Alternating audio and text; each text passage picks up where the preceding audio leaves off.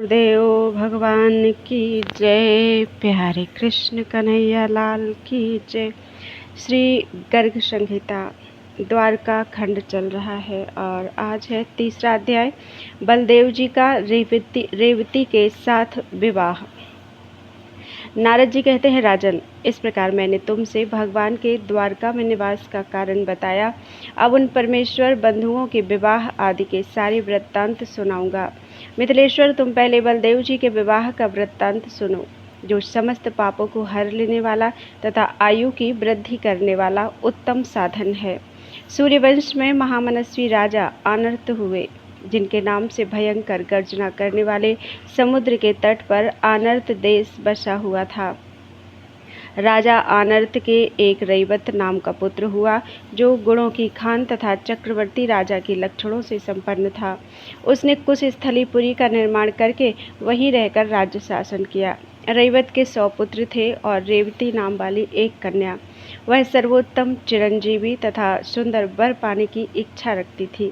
एक दिन स्वर्ण रत्न विभूषित रथ पर आरूढ़ हो अपनी पुत्री को भी उसी पर बिठाकर राजा रैवत भूमंडल की परिक्रमा करने लगा। इस यात्रा का उद्देश्य था पुत्री के लिए योग्य वर की खोज। अंततोगत्वा राजा ने अपनी पुत्री के लिए वर की जिज्ञासा के निमित्त योग बल से मंगलकारी ब्रह्मलोक में पदार्पण किया और वहां ब्रह्मा जी के चरणों में सिर झुकाया। उस समय ब्रह्मा जी की सभा में पूर्वचित्ती नाम की अप्सरा का गान हो रहा था, इसलिए वे एक क्षण तक चुपचाप बैठे रहे। तदनंतर ब्रह्मा जी को एक चित्त हुआ जानकर उनसे अपना अभिप्राय निवेदित किया। रैवत बोले, प्रभु, अब आप परम पुराण पुरुष हैं। आपसे ही इस विश्व रूपी वृक्ष का अंकुर उत्पन्न हुआ है। आप पूर्ण परमात्मा परमेश्वर हैं और अपने पारमेष्ठ्य धाम में सदा स्थित रहकर इस जगत की सृष्टि, पालन और संहार किया करते हैं। देव वेद आपके मुख हैं, धर्म हृदय है, अधर्म पृष्ठभाग है, मन बुद्धि है, देवता अंग हैं, असुर पैर है और सारा संसार आपका शरीर है। आप संपूर्ण विश्व को अपने हाथ पर रखे हुए हैं। आंवले की भांति प्रत्यक्ष देखते हैं और जैसे सारथी रथ को अभीष्ट मार्ग में ले जाता है, उसी प्रकार आप संसार रूपी रथ को तीनों गुणों अथवा त्रिगुणात्मक विषयों की ओर ले जाने में समर्थ हैं। आप एकमात्र अद्वितीय हैं तथा जैसे मकड़ी और स्वरूप से ही एक जाला उत्पन्न करती है, जैसे मकड़ी अपने स्वरूप से ही एक जाला उत्पन्न करती है और फिर उसे ग्रस लेती है, उसी प्रकार आप जगत रूपी एक जाल बुन रहे हैं और समय आने पर फिर इसे अपने आप में विलीन कर लेंगे। महेंद्र का निवास स्थान स्वर्गलोक आपके वश में है। फिर सार्वभौम राज्य और योग सिद्धि आपके अधीन हो, इसके लिए तो कहना ही क्या है। आप सदा पारमेष्ठ्य पद ब्रह्मधाम में स्थित हैं। ऐसे अनंत गुणशाली आप भूमा पुरुष को नमस्कार है। विधे, आप स्वयंभू हैं, तीनों लोकों के पितामह हैं। अपने इसी प्रभाव के कारण आपको सुरज्येष्ठ कहा जाता है। आप सर्वदर्शी हैं, अतः मेरी इस पुत्री के लिए आप शीघ्र ही मुझे कोई दिव्य सर्वगुण संपन्न तथा चिरंजीवी वर बताइए। नारद जी कहते हैं, मैथिल, यह सुनकर सर्वदर्शी भगवान स्वयंभू ब्रह्मा ने राजा रैवत से हंसते हुए से कहा। श्री ब्रह्मा बोले, राजन, इस क्षण तक पृथ्वी पर महाबली काल बड़ी तेजी के साथ बीत चुका है। 27 चतुर्युगियां समाप्त हो चुकी हैं। मर्त्य लोक में तुम्हारे पुत्र पौत्र और उनके भाई बंधु नहीं रह गए। उनके पुत्रों के भी पोते नातियों के गोत्र तक अब नहीं सुनाई देते हैं। अतः राजन, शीघ्र जाओ और सर्वश्रेष्ठ नर रत्न सनातन पुरुष बलदेव जी को यह कन्या रत्न समर्पित करो। साक्षात गोलोक के अधिपति परिपूर्णतम प्रभु बलराम और केशव भूमि का भार उतारने के लिए अवतीर्ण हुए हैं। असंख्य ब्रह्मांडों के अधिपति होते हुए भी वे दोनों भक्त वत्सल हरि वसुदेव नंदन होकर द्वारिका में यदुवंशियों के साथ विराज रहे हैं। नरपश्रेष्ठ रैवत ब्रह्मा जी को नमस्कार करके पुनः समृद्धिशालिनी द्वारिकापुरी में आए। बलदेव जी से कन्या का विवाह करके दहेज में विश्वकर्मा का बनाया हुआ एक दिव्य रथ प्रदान किया, जो 1 योजन विस्तृत था। उस रथ में 1 सहस्र अश्व जुटे हुए थे। मिथिलेश्वर ब्रह्मा जी के दिए हुए दिव्य वस्त्र तथा रत्न देकर राजा रहिवत मंगलमय बद्रिकाश्रम तीर्थ में तपस्या करने के लिए चले। उस समय यदुपुरी के घर घर में महान उत्सव मनाया गया। तदनंतर भगवान संकर्षण रानी रेवती के साथ बड़ी शोभा पाने लगे। जो मनुष्य बलदेव जी के विवाह की इस कथा को सुनेगा वह सब पापों से मुक्त होकर परम सिद्धि को प्राप्त होगा। इस प्रकार श्री गर्ग संहिता में द्वारका खंड के अंतर्गत नारद बहुलाशु संवाद में बलदेव विवाह उत्सव नामक 3रा अध्याय पूरा हुआ। बोलो वृंदावन बिहारी लाल की जय। 4था अध्याय श्री कृष्ण को रुक्मिणी का संदेश। ब्राह्मण सहित श्री कृष्ण का कुंडनपुर में आगमन। कन्या और वर के अपने अपने घरों में मंगलाचार। शिशुपाल के साथ आई हुई बारात को विदर्भ राज का ठहरने के लिए स्थान देना। श्री नारद जी कहते हैं, मिथिलेश्वर, अब श्री कृष्ण देव के विवाह का वृत्तांत सुनो, जो सब पापों को हर लेने वाला, पुण्यजनक तथा धर्म, अर्थ, काम और मोक्ष रूप चतुर्वर्गमय फल प्रदान करने वाला है। विदर्भ देश में भीष्मक नाम से प्रसिद्ध एक प्रतापी राजा राज्य करते थे, जो कुंडनपुर के स्वामी, श्री संपन्न तथा संपूर्ण धर्मवेत्ताओं में सबसे श्रेष्ठ थे। उनके रुक्मिणी नाम की एक पुत्री हुई, जो लक्ष्मी जी का अंश थी। वह इतनी अधिक सुंदरी थी कि उसके सामने करोड़ों चंद्रमा फीके लगे। वह सद्गुण रूपी आभूषणों से विभूषित थी। पहले की बात है, एक दिन मेरे मुँह से श्री हरि के अलौकिक गुणों का वर्णन सुनकर वह राजकुमारी परिपूर्णतम भगवान श्री कृष्ण को अपने अनुरूप पति मानने लगी। इसी तरह मेरे मुख से रुक्मिणी के रूप और गुणों का प्रतिवर्धक वर्णन सुनकर श्रीहरि ने उसे अपनी योग्य पत्नी समझा और उसके साथ विवाह करने का मन ही मन संकल्प किया। श्री कृष्ण के भाव को जानने वाले सर्वधर्म के राजा भीष्मक ने भी अपनी उस कन्या को उन्हीं के हाथ में देने का निश्चय किया था, किंतु युवराज रुक्मी ने यत्नपूर्वक पिता को रोका और श्री कृष्ण के शत्रु महावीर शिशुपाल को रुक्मिणी के योग्य वर माना। मिथिलेश्वर, इससे भीष्म कुमारी रुक्मिणी के चित्त में बड़ा खेद हुआ और उसने एक ब्राह्मण को अपना दूत बनाकर महात्मा श्री कृष्ण के पास भेजा। ब्राह्मण देवता जब दिव्य द्वारिकापुरी में पहुँचे तब श्री कृष्ण ने उनकी आवभगत की। उन्होंने वहीं भोजन किया और श्री कृष्ण के मंदिर में ही आसन लगाकर विश्राम किया। फिर महात्मा श्री कृष्ण ने उनसे सारा कुशल समाचार पूछा। उनकी आज्ञा पाकर ब्राह्मण ने उन्हें सब बातें बताई। वे रुक्मिणी का पत्र सुनाते हुए बोले, स्वस्ति। श्री 5 नित्यानंद महासागर श्रीमद दिव्य गुण परिपूर्ण वसुदेव नंदन श्री कृष्ण। जोग लिखी कुंडनपुर से रुक्मिणी का कोटिशः प्रणाम स्वीकृत हो। यहाँ कुशल है, वहाँ भी कुशल चाहिए। आगे आपका पत्र आया और श्री नारद जी की वाणी से भी यह ज्ञात हुआ कि आप प्रकृति से परे परमेश्वर हैं। यद्यपि सर्वज्ञ होने के नाते आप सब कुछ जानते हैं, तथापि मैं गुप्त बात आपको बता रही हूँ। महामते, आप मुझे वीर का भाग जानें और स्वीकार करें। यदि चेदिराज शिशुपाल ने मेरा हाथ पकड़ लिया तो यह समझना चाहिए कि सिंह के लिए नियत बलि का भाग कोई मृग उठा ले गया। यदि आप ऐसा सोचते हो कि तुम तो कुंडनपुर के दुर्ग में निवास करती हो, मैं तुम्हें किस प्रकार ब्याह कर लाऊंगा, तो इसके विषय में भी सुन लीजिए। हरे, यहाँ की कुल प्रथा के अनुसार विवाह के एक दिन पूर्व राजकुमारी कुलदेवी के मंदिर को जाती है। यह यात्रा बड़ी धूमधाम से की जाती है, अतः मैं जहाँ कुलदेवी का मंदिर है वहाँ पर जाऊँगी। प्रभु, वहीं आप मुझे अपने साथ ले लें। श्री नारद जी कहते हैं, राजन, ब्राह्मण के मुख से रुक्मिणी के उस अभिप्राय को सुनकर सबको मान देने वाले भगवान श्री कृष्ण ने अपने सारथी दारुक को बुलाकर कहा, मेरा रथ शीघ्र ही जोत कर तैयार करो।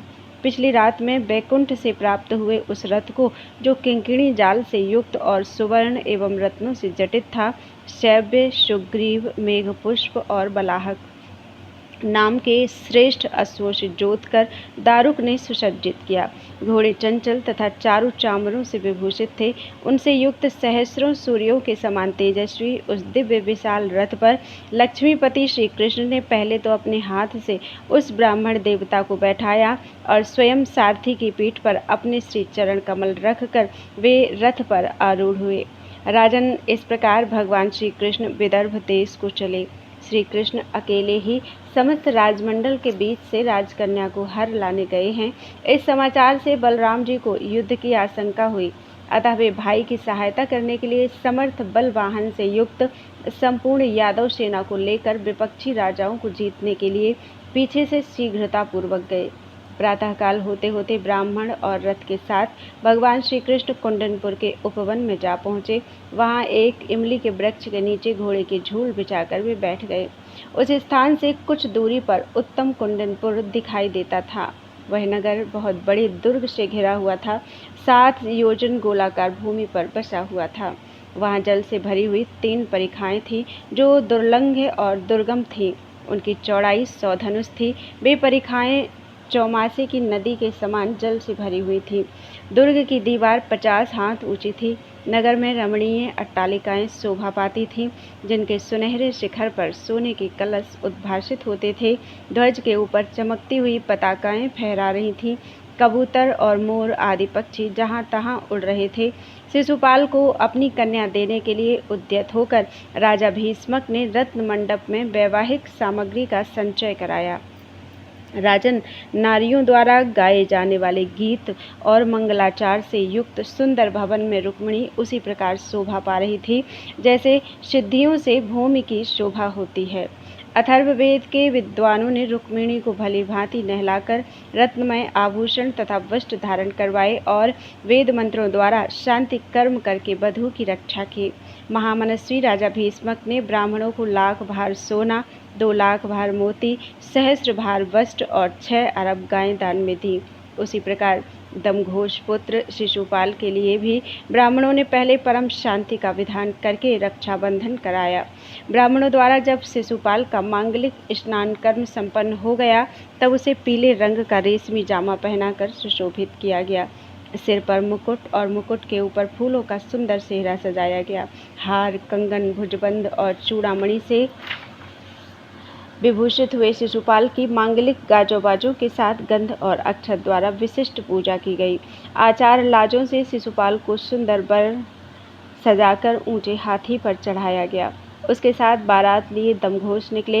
मिथिलेश्वर, जरासंध, शाल्व, बुद्धिमान, दंतवक्त्र, विदुरथ और पौंड्रक पीछे और अगल बगल से उसके रक्षक होकर चले। महाबली दमघोष विशाल सेना साथ लेकर उच्च स्वर से नगारे बजवाते हुए कुंडनपुर को गए। सामने से यदुदेव श्री कृष्ण का कन्या अपहरण विषय का उद्योग सुनकर दूसरे हजारों राजा शिशुपाल के सहायक बनकर आए। भीष्मक ने आगे जाकर राजा दमघोष का विधि पूर्वक पूजन किया। कश्मीरी कंबलों तथा समुद्र से उत्पन्न दिव्य अरुण वर्ण के रत्नों से सबको मंडित किया। सबके कंठों में मोतियों की मालाएं पहनाई। सुगंध युक्त पुष्परस से सबका स्वागत किया। उस राज्य में राजाओं के शिविरों में वरांगनाओं के नृत्य हो रहे थे, मृदंग बजाए जा रहे थे। उस समय विदर्भ के महाराज ने समागत राजाओं सहित वर के लिए अलग अलग वास स्थान प्रदान किए। इस प्रकार श्री गर्ग संहिता में द्वारका खंड के अंतर्गत नारद बहुलाश संवाद में कुंडनपुर की यात्रा नामक 4था अध्याय पूरा हुआ।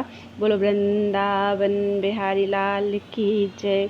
5वां अध्याय रुक्मिणी की चिंता। ब्राह्मण द्वारा श्रीहरि के शुभागमन का समाचार पाकर प्रसन्नता। भीष्मक द्वारा बलराम और श्री कृष्ण का सत्कार। पूर्ववासियों की कामना। रुक्मिणी की कुलदेवी के पूजन के लिए यात्रा। देवी से प्रार्थना तथा सौभाग्यवती स्त्रियों से आशीर्वाद की प्राप्ति।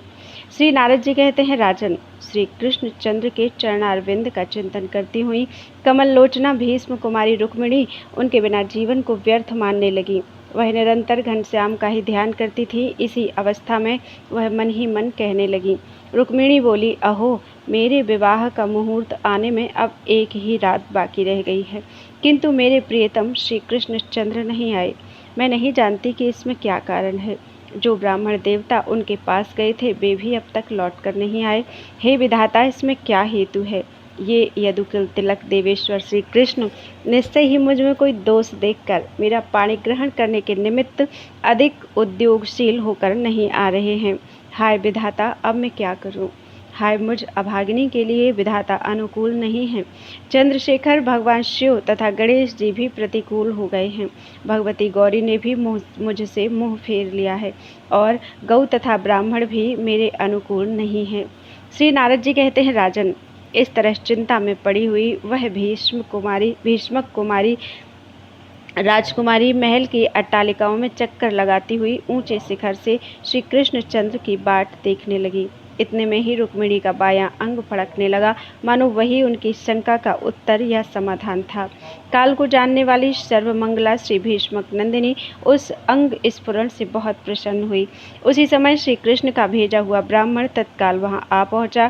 श्री कृष्ण का आगमन संबंधी सारा वृत्तांत उसने धीरे से रुक्मिणी को बता दिया।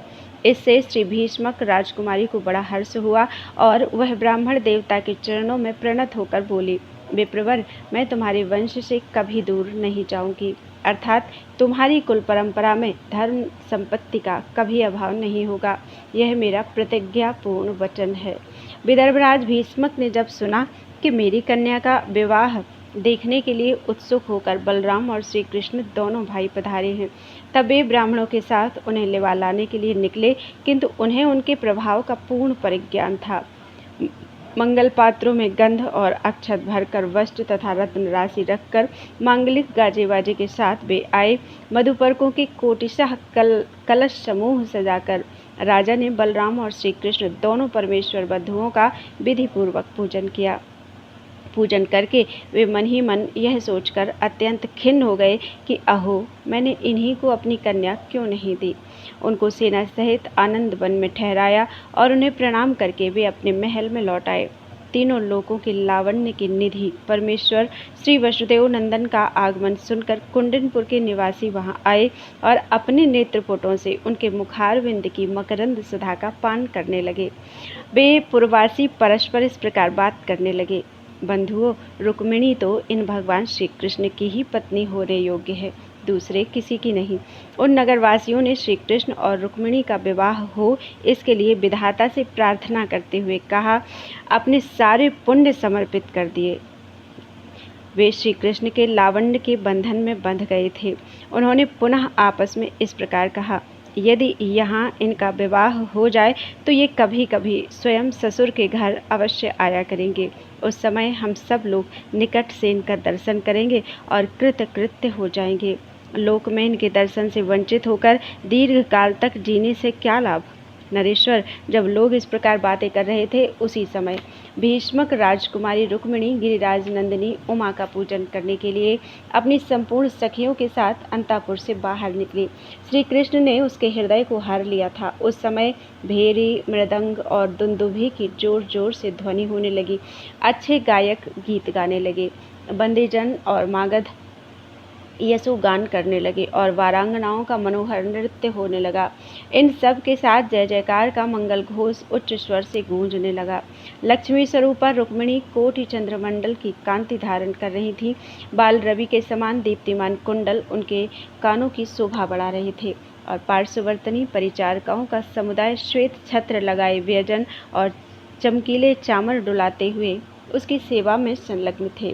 म्यान से खींचकर लाखों श्वेत रंग की नंगी तलवारें हाथ में लिए पैदल वीर योद्धा इधर उधर से उसकी रक्षा कर रहे थे। इनसे थोड़ी ही दूर पर घुड़सवार रथी और हाथी सवार योद्धा भी अस्त्र उठाए राजकुमारी की रक्षा में लगे थे। देवी के मंदिर में पहुंचकर आंगन में शांत और शुद्ध भाव से खड़ी हो राजकुमारी ने अपने कमलोपम हाथ और पैर धोए।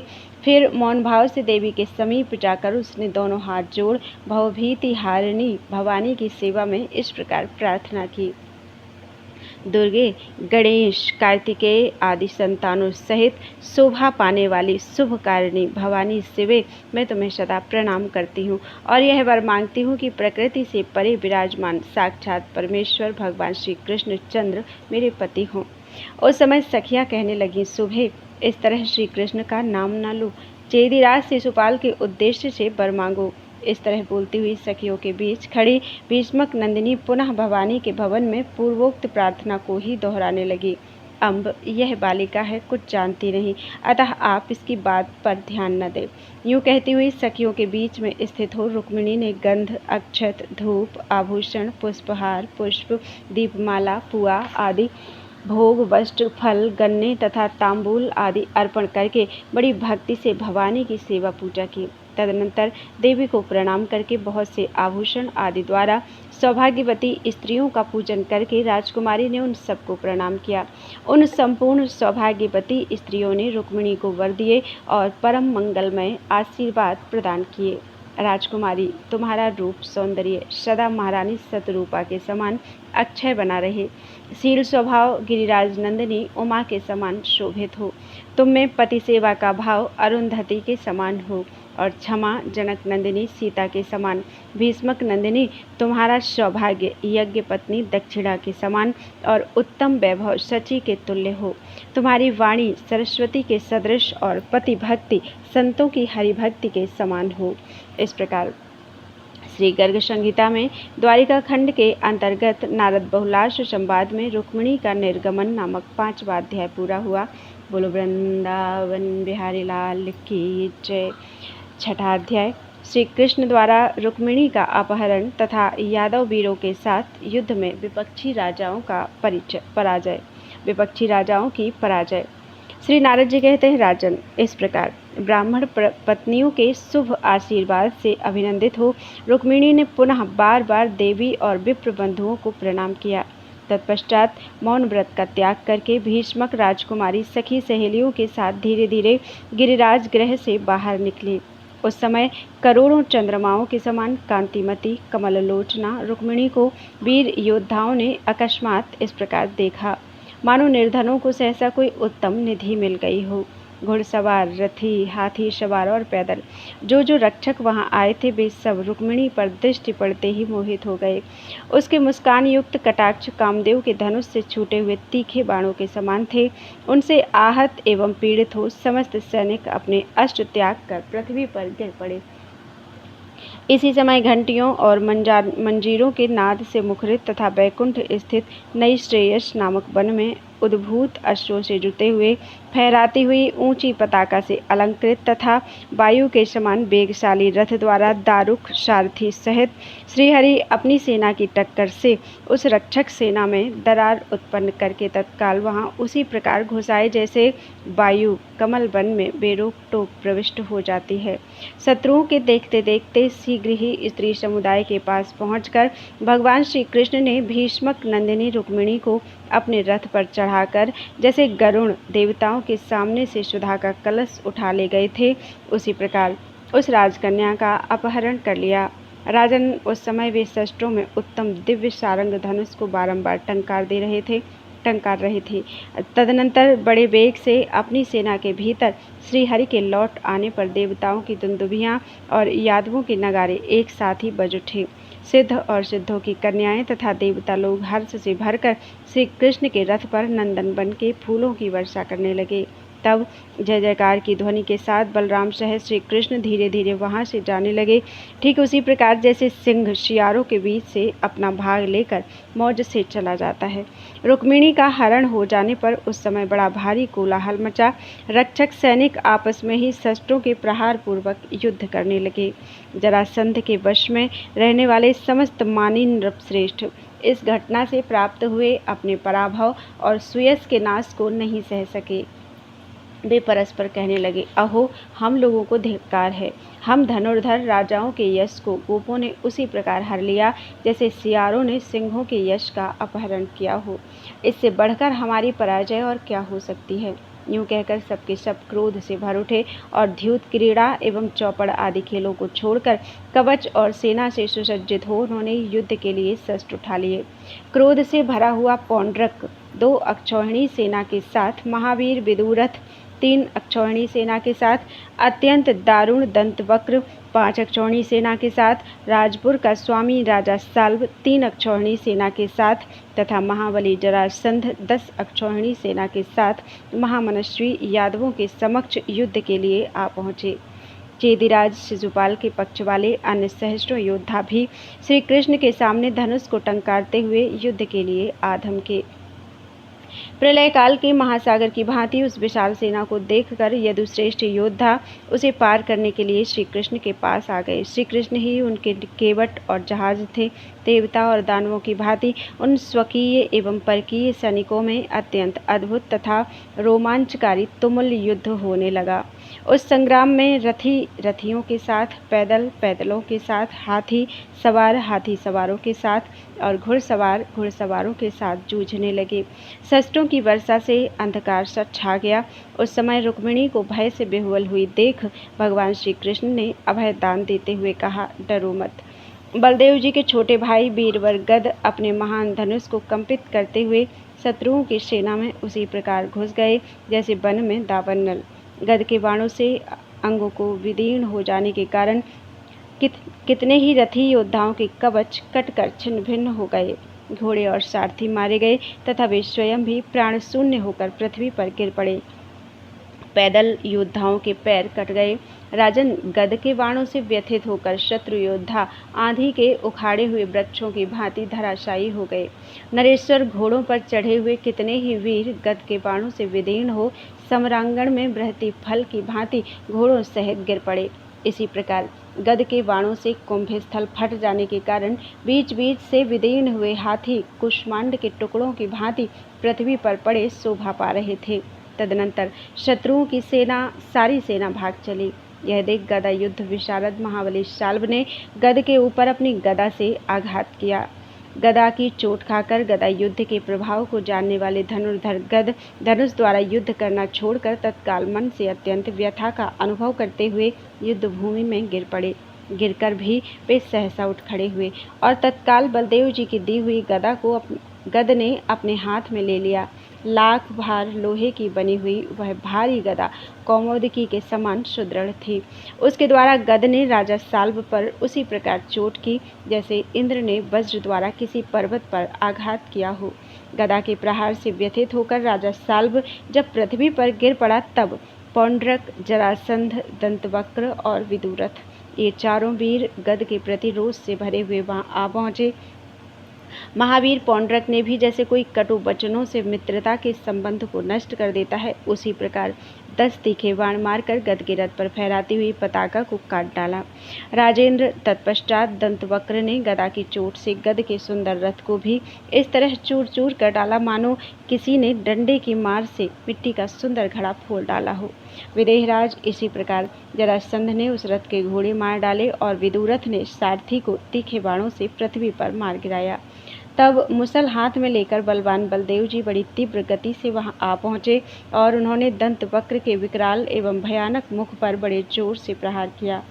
सम्रांगण में युद्ध करते हुए दंतवक्र के मुख में मुसल की चोट पड़ने पर उसके मुख में जो एक टेढ़ा दांत बच रहा था वह भी भूमि पर गिर पड़ा। फिर तो रुक्मिणी सहित दैत्यनाशन श्रीहरि हंसने लगे। इसी समय रोष से भरे हुए बलदेव जी ने अपने मुसल से शीघ्रतापूर्वक पौंड्रक, जरासंध तथा दुष्ट विदुरथ को भी चोट पहुंचाई। ये तीनों ही वीर खून से लथपथ हो युद्ध भूमि में मूर्छित होकर गिर पड़े। इसके बाद वहां आई हुई सारी सेना को कुपित हुए महाबली बलदेव ने हल से खींचकर मुसल की मार से मौत के घाट उतार दिया। उस सम्रांगण में 10 योजन दूर तक हाथी, घोड़े और पैदल सैनिक पिस उठे, चूर चूर हो गए और धरती पर सदा के लिए सो गए। तब मरने से बचे हुए जरासंध आदि समस्त नरेश मैदान छोड़कर भाग गए और जिसकी उमंग नष्ट हो गई थी तथा जो अत्यंत हतोत्साह हो चला था उस शिशुपाल के पास जाकर बोले, पुरुष सिंह, तुम अपने मन की इस ग्लानि को त्याग दो। एक विवाह तो क्या, इस भूतल पर तुम्हारे 100 विवाह हो जाएंगे। हम लोग आज ही द्वारिका में चलकर बलराम और श्री कृष्ण को बांध लेंगे तथा समुद्र की कांची धारण करने वाली इस पृथ्वी को यादवों से सूनी कर डालेंगे। इस प्रकार मित्रों के प्रबोध देने पर चेदिराज से शिशुपाल चंद्रिकापुर को चला गया और मरने से बचे हुए दूसरे समस्त नरेश भी अपने अपने नगर को पधारे। इस प्रकार श्री गर्ग संहिता में द्वारिका खंड के अंतर्गत नारद बहुलाश संवाद में रुक्मिणी हरण और यदुवंशियों की विजय नामक 6ठा अध्याय पूरा हुआ। बोलो वृंदावन बिहारी लाल की जय। त्वदीयं वस्तु गोविंदम तुभ्यमेव समर्पितम्। 7वां अध्याय श्री कृष्ण के हाथों से रुक्मिणी की पराजय तथा द्वारिका में रुक्मिणी और श्री कृष्ण का विवाह। श्री नारद जी कहते हैं, रुक्मिणी के हरण और मित्रों की पराजय का वृत्तांत सुनकर भीष्मक पुत्र रुक्मी ने समस्त भूपालों के सुनते हुए यह प्रतिज्ञा की। राजाओं, मैं आप लोगों के सामने यह सच्ची प्रतिज्ञा करता हूँ कि युद्ध में श्री कृष्ण को मारकर रुक्मिणी को लौटाए बिना मैं कुंडनपुर में प्रवेश नहीं करूँगा।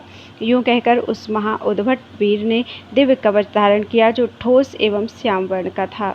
उसे देखकर ऐसा प्रतीत होता था मानो वह नील मेघ से निर्मित हुआ हो। फिर उसने सिर पर सिंधु देशीय सिर त्राण टोप रखा, सौवीर देश का बना हुआ सुंदर धनुष, लाट देश के 2 तरकस, म्लेच्छ देश की तलवार, कुटज देश की ढाल, येठर्थ की महाशक्ति, गुजरात की गदा, बंगाल का परिघ और कोंकण देश का हस्त त्राण धारण करके अंगुलियों में गोधा के चर्म से निर्मित अंगुली त्राण बांध लिया और किरीट, रत्नमय कुंडल तथा सोने के बाजूबंद से विभूषित हो रुक्मी ने युद्ध करने का निश्चय किया। फिर चंचल घोड़ों से युक्त जैत्र रथ पर आरूढ़ हो 2 अक्षौहिणी सेना साथ लिए उसने श्री कृष्ण का पीछा किया। शत्रुओं की सेना को पुनः आती देख महाबली बलराम ने यादवों की सेना साथ लेकर सम्रांगण में उसका सामना किया। रुक्मी बार बार धनुष टंकारता और कठोर वचन बोलता हुआ अतिरथी देवेश्वर श्री कृष्ण के पास जा पहुंचा और बोला, अरे खड़ा रह, खड़ा रह। यदि जीवित रहना चाहता है तो तुरंत मेरी बहन को छोड़ दे, नहीं तो मैं सेना सहित तुझे इसी समय यमलोक को भेज दूंगा। तेरे कुल पर राजा ययाति का साप लगा हुआ है और तू ग्वालों की जूठन खाने वाला है। जरासंध के भय से भीत रहता है और कालयवन के आगे से पीठ दिखाकर भाग चुका है। यूँ कहकर उसने अपने तरकस से एक बाण निकालकर धनुष पर चढ़ा दिया और उसे कान तक खींचकर श्री कृष्ण की छाती को लक्ष्य करके चला दिया। उस बाण से आहत होने पर भी भगवान श्री कृष्ण ने एक सायक से उसके धनुष के टंकार करने वाली प्रत्यंचा इस प्रकार काट दी मानो गरुण ने किसी सर्पिणी को छिन्न भिन्न कर डाला हो। फिर रुक्मी ने शीघ्र ही अपने धनुष पर टंकार ध्वनि करने वाली दूसरी स्वर्णभूषित प्रत्यंचा चढ़ा ली और 10 बाणों द्वारा रणभूमि में श्रीहरि को घायल कर दिया। तब श्री कृष्ण ने एक बाण मारकर रुक्मी के प्रत्यंचा सहित धनुष को उसी क्षण वैसे ही काट दिया जैसे ज्ञान के द्वारा त्रिगुणात्मक संसार बंधन को काट दिया जाता है। श्री कृष्ण ने अपने अमोघ बाण द्वारा बीच से ही उसके धनुष के 2 टुकड़े कर दिए। फिर उन्होंने रुक्मी को 100 बाण मारकर युद्ध में छत विक्षत कर दिया। धनुष कट जाने पर विदर्भ राजकुमार ने श्रीहरि के ऊपर चमचमाती हुई महाशक्ति उसी प्रकार चलाई जैसे किसी मुनि ने विज्ञान के लिए महाशक्ति का प्रयोग किया हो। गदाधारी भगवान गदाग्रज ने अपनी गदा से उस महाशक्ति पर प्रहार किया जिससे उसके 2 टुकड़े हो गए। उस खंडित शक्ति ने रुक्मी के ही सारथी को मार डाला। भगवान की वेगशालिनी कौमोदकी नाम वाली भारी गदा ने रुक्मी के रथ के ऊपर पड़कर उसे घोड़ों सहित उसी प्रकार चूर्ण कर दिया जैसे वज्र के प्रहार से कोई पर्वत चकनाचूर हो गया हो। तब भीष्मक कुमार रुक्मी ने भी श्रीहरि पर गदा चलाई, किंतु भगवान ने उसे पुनः चक्र चलाकर चूर्ण कर दिया। सोने के बाजूबंद से विभूषित बलवान रुक्मी ने बंगाल का परिघ हाथ में लेकर उसके द्वारा श्रीहरि के कंधे पर प्रहार किया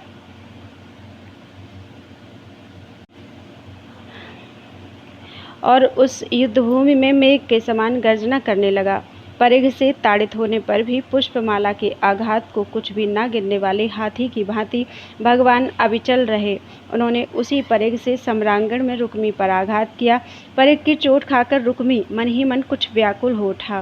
फिर उसने युद्धभूमि में माधव की भर्त्सना करते हुए ढाल और तलवार हाथ में ले ली। भगवान ने भी अपने खड्ग का प्रहार करके उसकी ढाल और तलवार काट दी।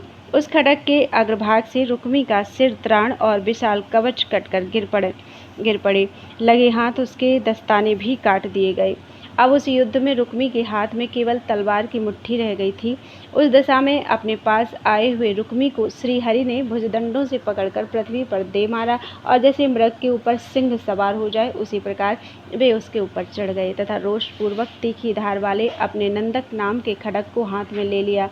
श्री कृष्ण को अपने भाई के वध के लिए उद्यत देख रुक्मिणी भय से बेहुल हो उठी और पति के चरणों में गिरकर उस सती साध्वी राजकुमारी ने करुण स्वर में कहा, श्री रुक्मिणी बोली, अनंत देवेश्वर जगन्निवास योगेश्वर, आपकी शक्ति अचिंत्य है।